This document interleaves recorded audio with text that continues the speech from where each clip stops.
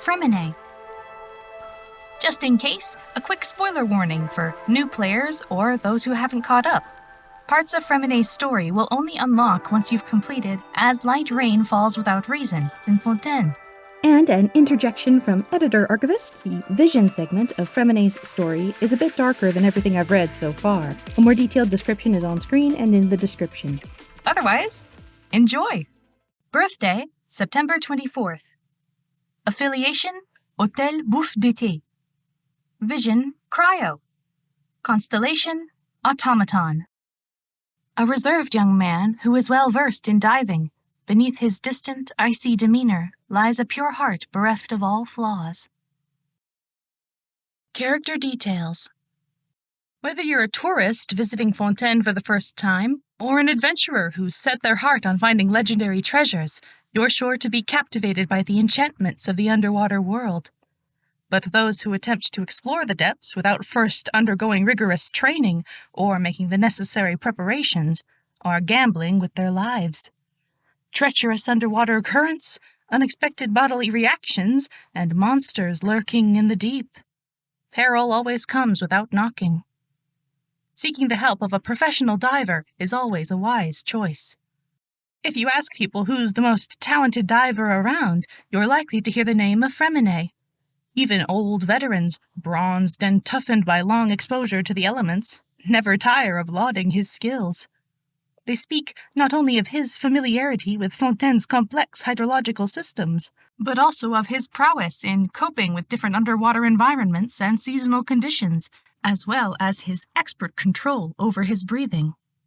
He seems to swim wherever he pleases, even through caverns deep down on the ocean floor where no one else dares to venture. When many people hear this, they suddenly think of something or other that Freminet could do for them.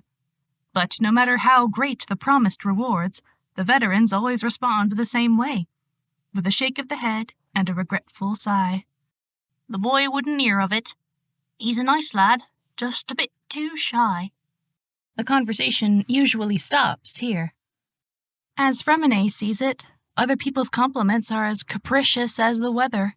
He finds it hard to fathom their true intentions and is constantly worried that he'll put his foot in it by saying something wrong. Perhaps his true friends are the Tidalga and Romaritime flowers that he spends so much time with.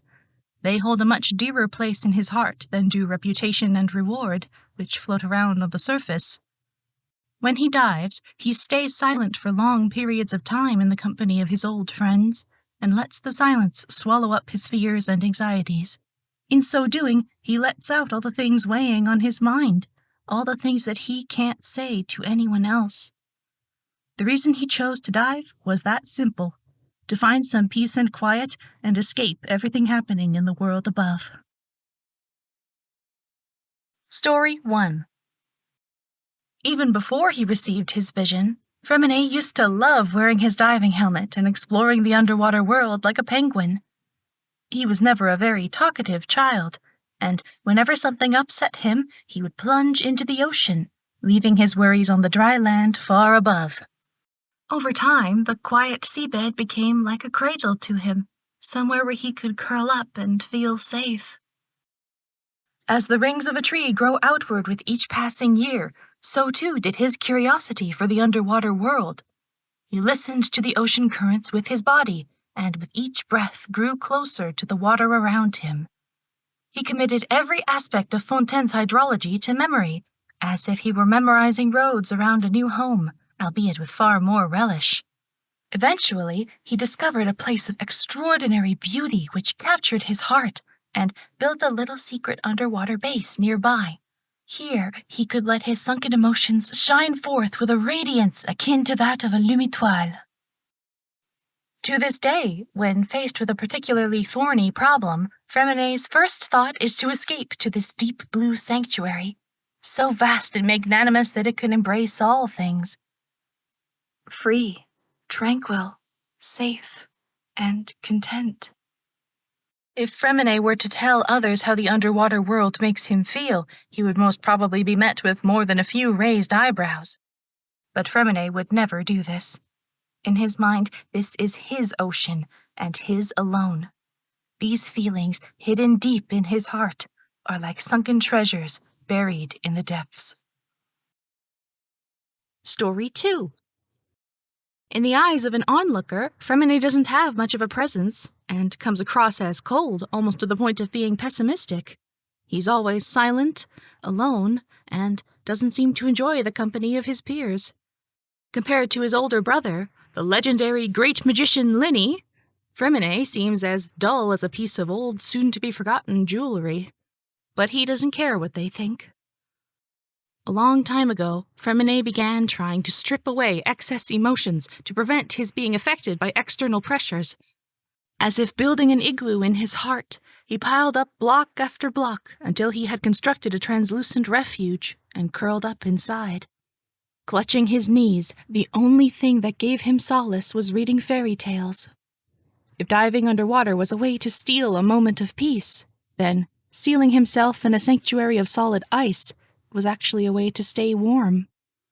Freminet would only ever invite his closest kin in, and even then he'd insist on tidying up first, making sure to lock his fairy tales away. By the time Freminet left, he'd already turned into a clockwork toy, exquisitely made yet silent as ever. He once found himself floating on his back upon the waters, unconcerned with his own safety, listening to the unknown songs of violet-gold angler gulls circling overhead. In hindsight, it was fortunate that they hadn't mistaken him for a fish. It was in that moment that he discovered how easy it was to just let the currents carry him away. No matter who was asking, and no matter what they wanted, as long as he followed orders unquestionably without a thought for the consequences, like an angler bringing home their catch, he would no longer have to face the endless cycle of castigation and punishment. In the years that children from ordinary families ran about laughing, showing off the latest clockwork toys, or picking up phrases from the Steambird, Freminet's heart was gradually becoming numb. Orders filled the void and became like a clockwork spring driving him forward. He used to fantasize about turning into a cold, cruel machine, driven only by the imperative to execute commands. But as he matured, he became increasingly aware of his essential weakness. He wanted to leave emotions behind, but there were too many feelings that he couldn't just cast aside. They would always come back in the dead of night, suddenly gripping him like seaweed wrapping around his limbs. His habit of avoiding problems, his worry that he would not complete his tasks well, his fear of annoying people with his lack of enthusiasm, and his dread of disappointing others, those who meant something to him most of all. He wasn't an outstanding child, but he simply became hypersensitive to everything in the world he grew up in. He hid himself within a thick shell and yielded to his timidity until he could only express himself underwater. Story 3. Freminet was born in the Fleuve Cendre region of Fontaine. Each night he would fall asleep to the sound of drunkards belting out off-key shanties and wake up to the shrill cries of neighbors cursing outside his window. Freminet never met his own father, but he heard from his mother that the man was knee-deep in debt. He had little idea what these numbers meant, and they were as hard for the little boy to conceive as a dinner in the Palais Mermonia. What he did know was that they were the reason his mother worked from dawn till dusk, day in, day out. When he was home alone, Freminet would often quietly fiddle about with the few devices there were in the house. A portable lamp that never lit up, a wall clock that never ticked, and so on. These things had been lying around for as long as he could remember, as if they were guests who had stopped by for a quick rest after a long saunter, but had never woken back up. Freminet found some tools and, one by one, carefully took them apart. To him, the inner structures of these mechanisms were like mysterious labyrinths. Turn this part here, and another would move as a result. Tap that bit there, and something else would spring out. When he was with these machines, Freminet felt the same way he did when he read fairy tales, like he had taken a magic potion that shrunk him down to the same size as the components. He was moving through a world of cogs and clockwork parts where time seemed to pass without his knowledge. These friends of his, silent yet intriguing, kept him company through many a lonely day. One day, when his mother returned home, she suddenly heard a strange noise that stopped her in her tracks. It was the sound of their clock, which Freminet had unwittingly fixed, ticking away almost as if to celebrate the new lease on life he had given it. She caressed his head and praised him, filling his heart with joy. But when he woke up the following morning, the clock was nowhere to be found. When his mother came home that evening, she brought him 2 slices of a type of bread he'd never had before. He still remembers the taste to this day. From that day forth, his mother brought back all kinds of different devices for him, everything from clockwork toys to miniature clocks. Freminet liked his new friends a lot and would spend a long time waking them from their slumber, even though they always vanished the following day. But one day, when Freminet ran over excitedly to greet his mother at the door, he had something very special with him, an exquisitely made music box pendant about the size of a person's thumb. It had been in such a terrible state when she had found it by the roadside that it was to their great surprise to discover that it still worked. A beautiful melody jingled away between them, and, seeing Freminet's innocent face light up with pure joy, a rare smile broke out on his mother's, too. This pendant would not leave him, for every evening his mother would carefully take it off her neck, and together they would listen to its sweet lullaby as night fell. Story 4. One day, without uttering a word, Freminet's mother took him by the hand and led him away. As he tried to keep up behind her, little Freminet's palm began to hurt from the strength of her grip. "Mom, where are we going?" he asked. She didn't reply. "Mommy, why are you crying?" he asked her again. She suddenly stopped and let out a sob, but only a single one. Afterwards, as if resolved to plunge into the freezing depths of the ocean, she took several deep breaths and continued onward. Not another tear fell, but in the oppressive silence, Freminet had a vague sense that an ominous current was about to crash against the reef of his future. Finally, they arrived in front of an unfamiliar house. As the thick door opened, it let out a harsh creak. It was the type of door that you intuitively knew that, once closed, could never be opened again. Still, his mother remained silent.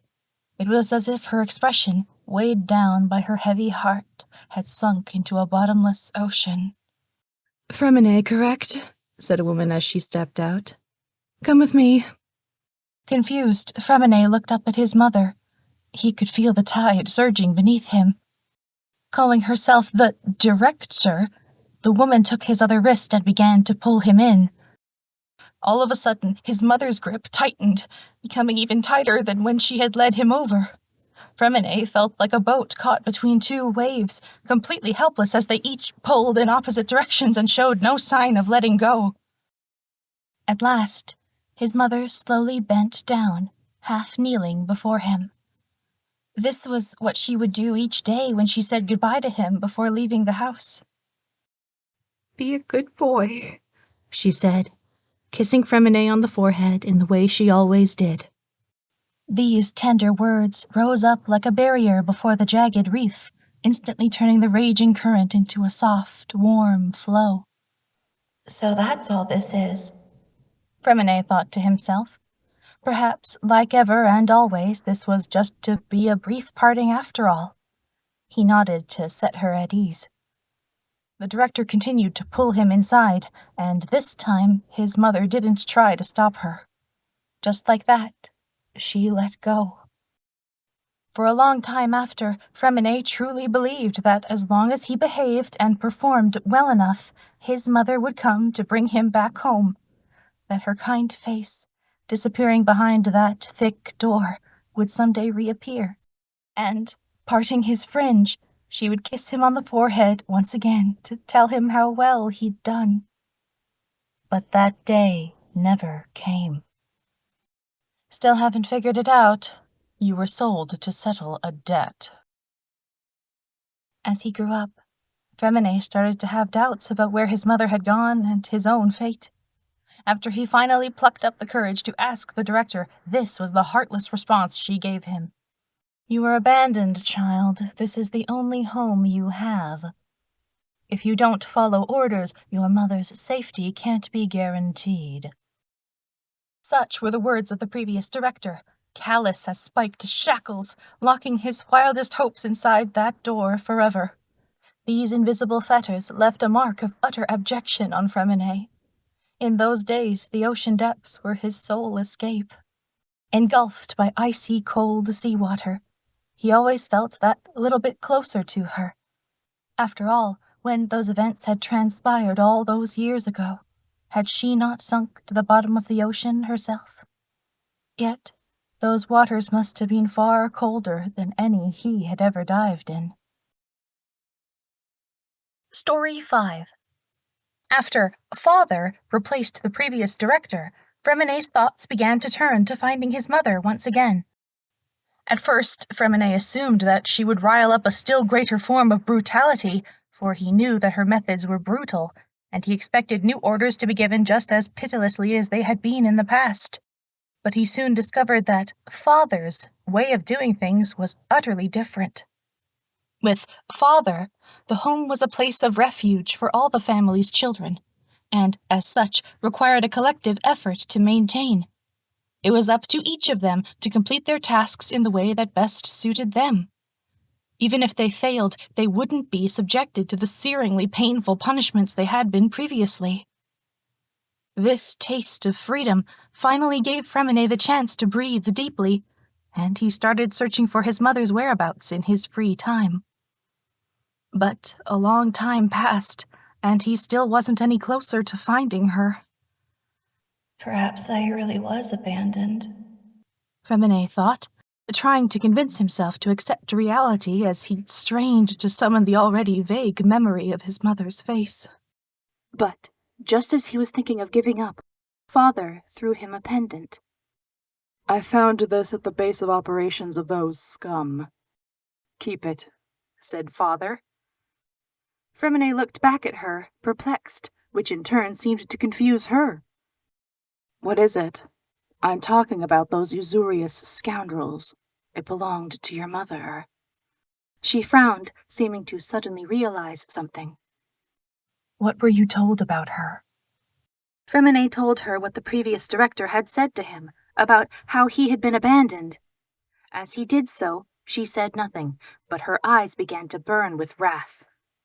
After Freminet was finished, Father fell silent for a rare moment. Do you want to know what really happened? She asked, fixing him with a piercing stare. Freminet nodded almost unconsciously. But once he had heard what she had to say, he wasn't sure which story he'd rather believe. Father told Freminet that his mother hadn't abandoned him, but, on the contrary, had acted to protect him. That year, the debt that his family owed finally reached the point where they would no longer be able to repay it. Those greedy moneylenders had not only forced Freminet's mother to hand over the house that they lived in, but had also demanded that she hand over Freminet as well. But she was his mother. How could she let this happen? In the end, she had no choice but to entrust Freminet to that orphanage, somewhere they could never get at him, and then face them alone. This was all I found. As for your mother...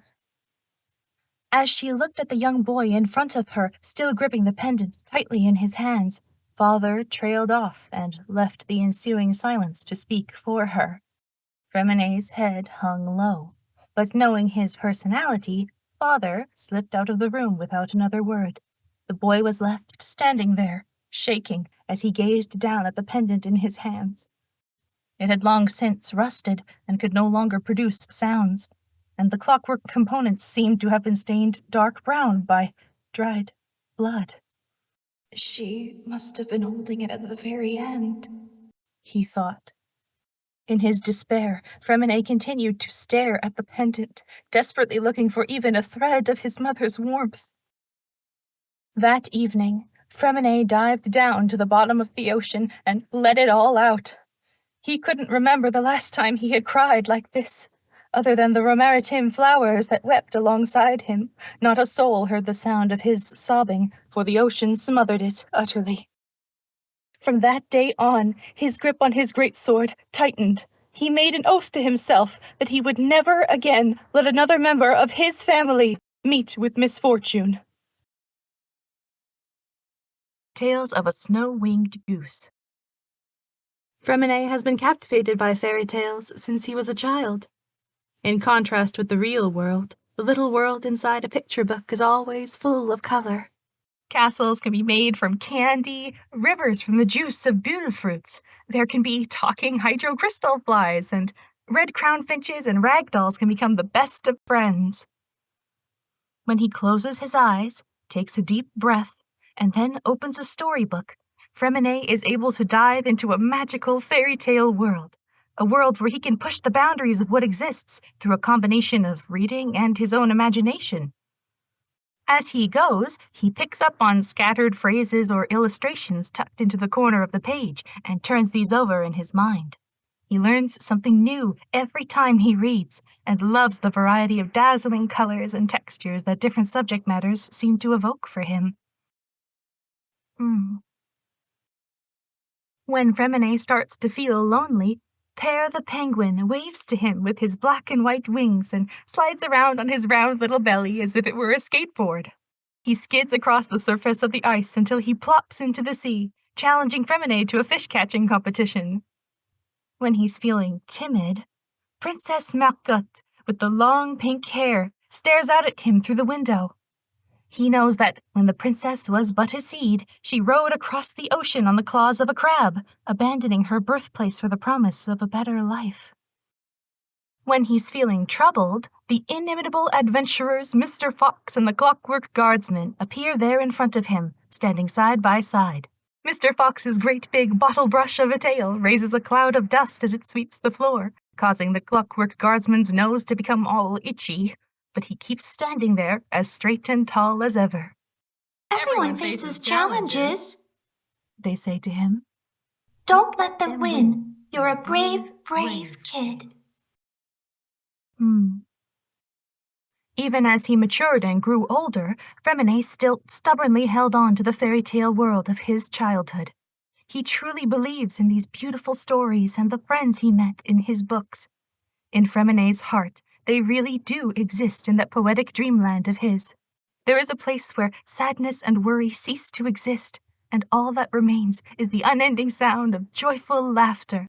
It's a place where dreams come true and justice always triumphs. But of course, he can't actually reach out and touch the things in this imaginary world. Perhaps he'll find a way someday, though. Vision. That day, Freminet and some other children were out on an underwater mission. At first, everything went perfectly smoothly, just like it had done on countless other occasions. All of a sudden, however, Freminet noticed that something was off. Creatures that know their own weaknesses always seem able to stay focused in places of great peril, and Freminet is no exception. He has always been skilled at self-reflection, even to the point of picking up on minute changes in his breathing. Without them even being aware of it, his unique powers of perception have helped them evade all kinds of danger. Freminet made an emergency gesture to his friends, telling them to surface.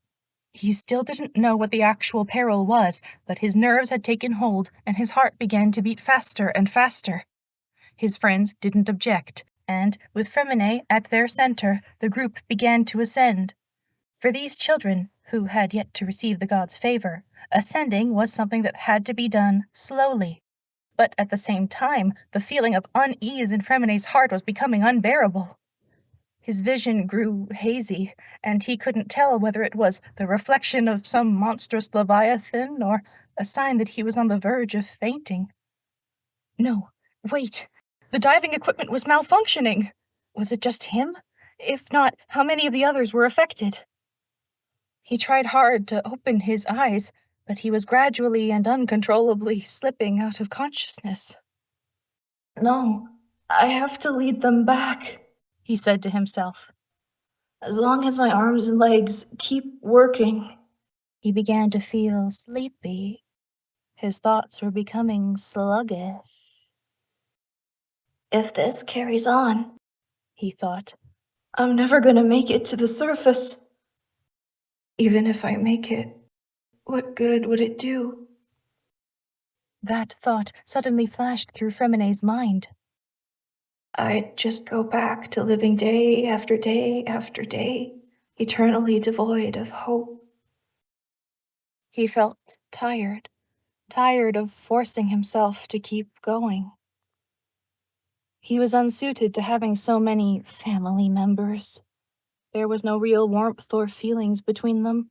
They were simply a motley crew of clockwork mecha, each of a slightly different model and outward appearance. Perhaps the seawater was where he belonged after all, to drift off into blissful sleep. Was it really so bad? He gradually let his eyes fall shut. A sound suddenly jerked him back awake. Freminet. Freminet. The voice was slow, solemn, and seemed to be coming from the other end of the earth. It also carried a slight stutter. There. Freminet stretched out his arms to a blank landscape in front of him, opening his eyes in puzzlement. There was no Pear the penguin in this underwater realm. The children had all slipped into a dreadful torpor. I must save them all, Freminet screamed without making a sound. So what if we're not all of the same mind? I won't abandon anyone in my family. No matter what hazards lie ahead, only with the courage to put life itself on the line will I live to see the blue sky that comes after the storm.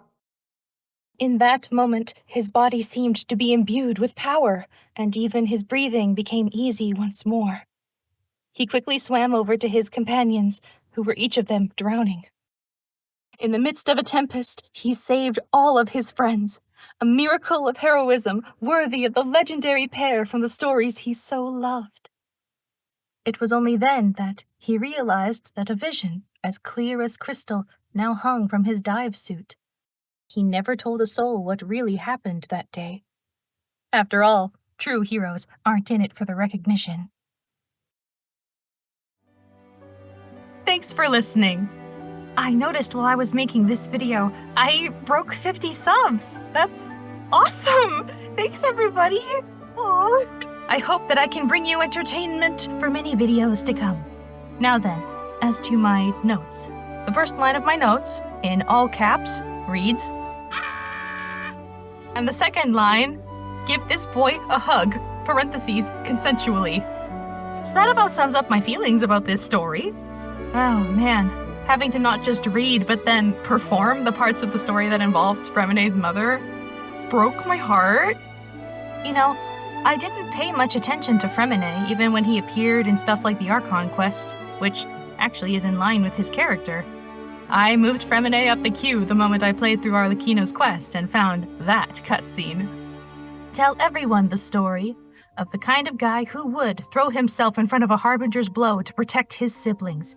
A very good boy. Wherever you are, I hope you have a great day.